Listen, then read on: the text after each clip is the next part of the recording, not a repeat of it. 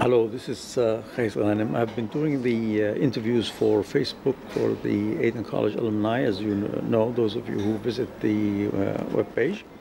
And we've done about a dozen of those. I'm today in London, England, and I'm delighted to tell you that we have a very special guest indeed, who is one of the first people to join Adeni College many years ago, and that is a well-known name in the whole of South Yemen and the whole of Yemen, and that is Mr. Abdullah Al-Asnag. So welcome to the interview, Mr. Asnag. Thank you, Doctor. So we've known each other for something like 50 years or more, in fact, since we used to travel together on the bus to Adeni College. So let me ask you the standard questions I ask the guests that appear on this interview. You were born where, Abdullah? In Crater Aden. Okay, good. In 1936. Yeah. 17th November 1936. All right. And you went to school, I suppose, in one of the schools in Crater, right? Primary and then secondary school. Schools. And you ended up at Adeni College, and this is what this is all about. So what year did you join Adeni College? 1951. 51 or 52, I think, yeah? 52. 52. Yeah. Yeah. That's actually when you entered grade 4 at Adeni College. Yes, and I entered grade 1 because it was only 4 years in those days. Exactly. Right. And so as a result of that, I suppose, because in those days there was no advanced level, you only spent no more than 1 year at Adeni College, right? Adeni College, and then I left the Adeni College and joined Adeni Airways as a reservation officer. Yeah, okay. In Crater. But let's get back to Adeni College, because those people who visit the web page are likely to be related to Adeni College.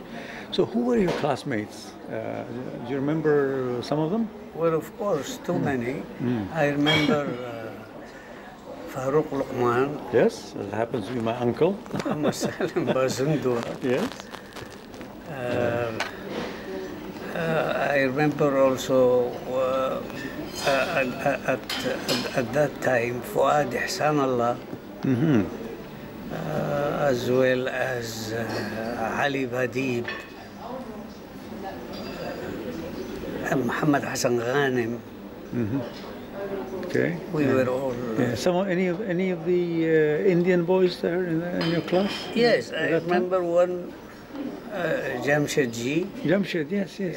He was a school captain at one time. Yes. And Veena Chandra, who is a well-known engineer in Canada. Yes, I know him well because we live in the same city of Ottawa. Yes.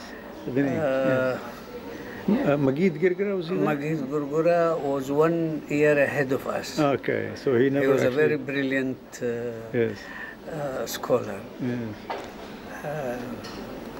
So these are the names I. Yes, and I understand you're in touch with some of them, like with Farouk Luqman yes, in Farouk Jeddah. happens to be in Jeddah, and we always talk to each other and meet to each other. Okay. In Jeddah. Yeah. Okay, so you left Adeni College, you joined Adeni Airways, and then what happened? How long did you stay and with then Adeni College? Airways. With the help of, I stayed there quite for many years. I worked for Adeni Airways for more than 5 years. But it happened that I had to leave Adeni Airways because I was preoccupied with the formation of the Adeni TUC, the trade union movement, and later with the People's Socialist Party. Under those circumstances, I was asked by the employer either to leave Adeni Airways and work solely for the trade union movement, or vice versa. Yes. And I preferred to resign my job Okay. with Aden Airways and continue Yes. with the formation of the trade union movement, which was one of the best trade union movements in the Arab world Yes, at that time. I actually do remember that, even though I'm junior to you. I attended some of your speeches, and there were other people involved, like Mohammed Basindwa and Maswat, and right? Exactly, Yes. Ali Hussein Qadi. Yes. That was in Malla. Yes. Okay, take me to the next stage in your career. What happened after that? After that,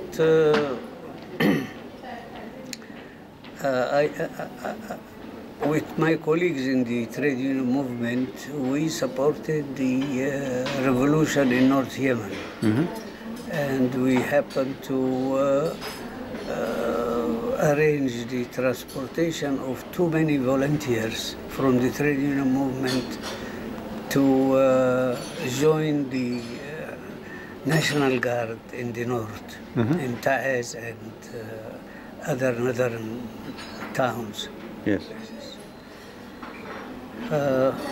We advocated the political cause of one Yemen at that time. Yes.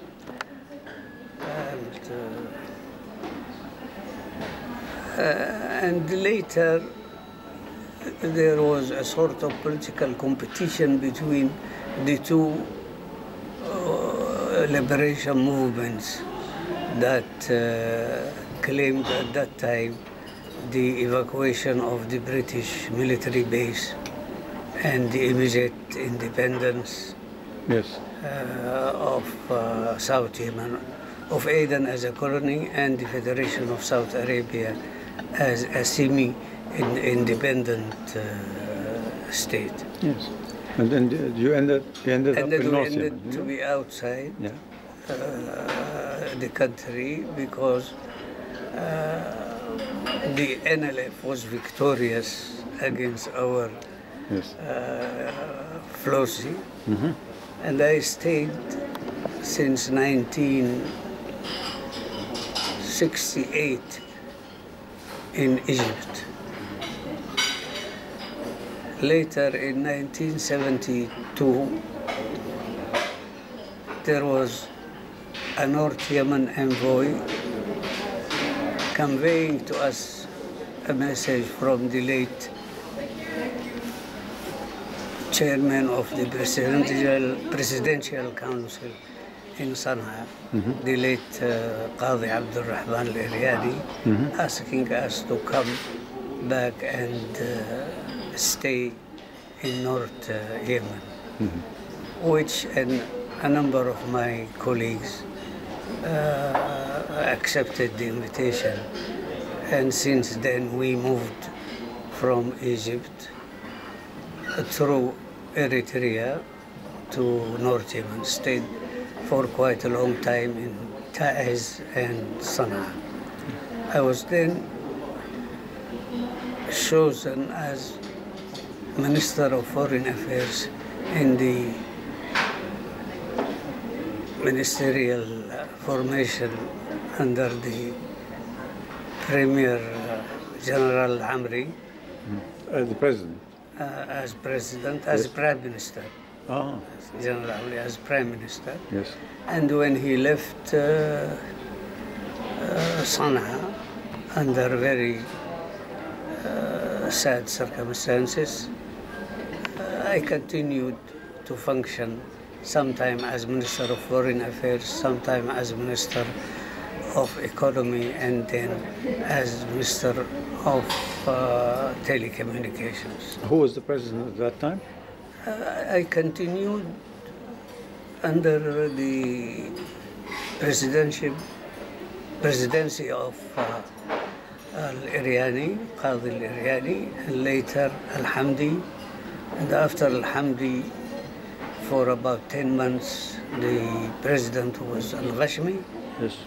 And I continued to be a minister and then later political advisor to the last president in Sana'a, Ali Abdullah Saleh.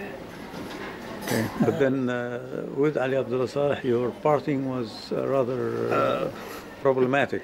Exactly. What happened? Exactly. He accused me of plotting against him. I won't defend myself at this stage. And I was put under arrest for a year in the National Security Prison, and later released and asked to stay confined to my house in Sana'a for another year before I left to seeking political asylum in Egypt and later in Saudi Arabia. And that is where you are living now? And that's where I am living there with my family, with my two daughters who are physicians, and my two sons, Muhammad and Mazen, are here in the UK. Mazen, the younger, is working as a banker, and Muhammad is involved in real estate. And I actually, before this interview, I mean, I heard about your daughter because I'm a physician, and I think she's a pediatric cardiologist, which is a real important subspecialization.